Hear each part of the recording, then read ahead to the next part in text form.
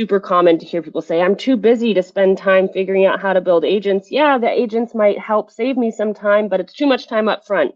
You got to get them past that first creation, that first exercise. And what we're going to focus on today is what the structure of that looks like. So how do you set up your organization to actually have policies and processes in place to help them pass that first amount of fear, that first amount of overwhelm? So when someone has an idea for a use case, first you need to intake it and prioritize it. Hopefully you have tons of people with tons of ideas, and this is a matter of sorting through and prioritizing. Often at the beginning, what you need is a little bit more top-down pressure. So you want to make sure that there is a clear intake process that you can use at your organization. You need to then assign resources.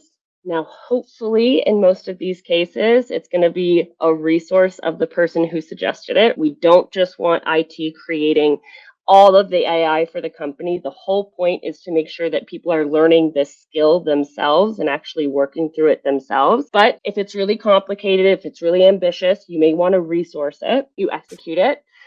And then you have to worry about the back end because you create it once and Google updates their best practices or Google comes out with a new model. So you want to make sure you're revisiting and making sure, hey, has this continued not hallucinating or has it started having hallucination problems? And is that because there's been a change in the back end? Is that because we're no longer prompting it correctly? So you want to measure its effectiveness. You want to measure how many cost savings, time savings that you had, so you can tell that great story of here's the impact of what we did here. And then you have to continuously iterate it as you go on. I want to talk about that intake process more. So how can you guys have a really effective intake process? What are the components you need to worry about? When someone submits their AI use case, the first thing you really want to think about is what level of widespread use are we wanting this to have, and how can we grow it? So a lot of times people will come in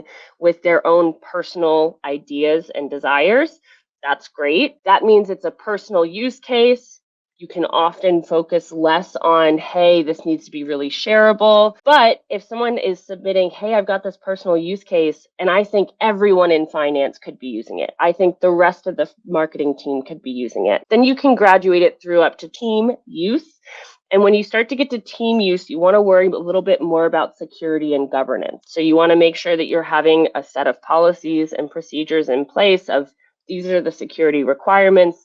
These are the security reviews that we're going to do. And this now is how we're going to share it. So what is your sharing mechanism within your organization? This is often overlooked by our clients and something that's really important to set up as soon as possible. Do you have a Google site where you have use cases from your teammates shareable to the rest of the organization? Do you have a newsletter where you're sending out what those use cases are? It's fabulous when one person creates a meeting notes management flow and they get a lot of value from it, but do we really want every single person to have to sit back and create their own version? You want to figure out what can we bring from personal use up to team use. And then from team use to cross-functional team flows, this is where you start to get a little bit more complex. This is often when we say an IT resource or someone really technical with AI might want to get involved with the architecture, with the setup to make sure that it's really going to make the impact that it should. So if you have different teams all using the same agent or all using the same AI solution, whatever platform within Google or Claude or wherever you're using it, you need to make sure that you have more governance, you have more IT documentation of how it works, how it's supposed to work, how often you actually look at that and do that measurement step and checking in on how long is this actually going to be effective and how often should I check on it. As you start to move up into the cross-functional areas where you want to be really clear with a set of governing instructions of this is when we're going to review it, these are the success criteria it needs to meet, and this is when we're going to update it to make sure that it retains its value over time.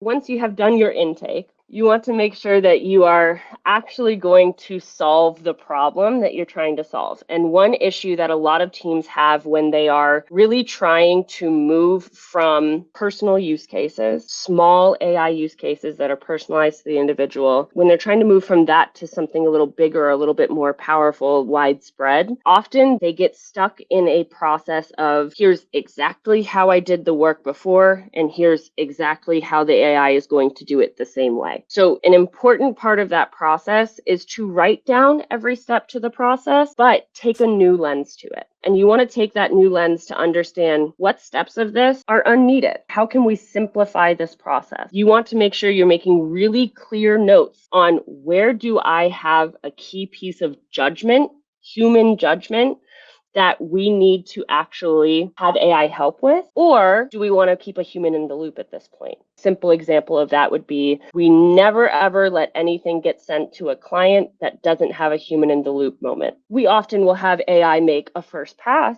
at that judgment, but nothing ever goes out to a client if we don't actually put eyes on it and make sure it's approved. So when you're defining that work, you want to be calling out those moments. Where do I have human judgment needed? Where do I have inefficiencies, steps that we can remove? And then finally, where do we have risk? The risk of sending something to a client that's incorrect or hallucinating is too high. Therefore, we want to keep a human in the loop at this point.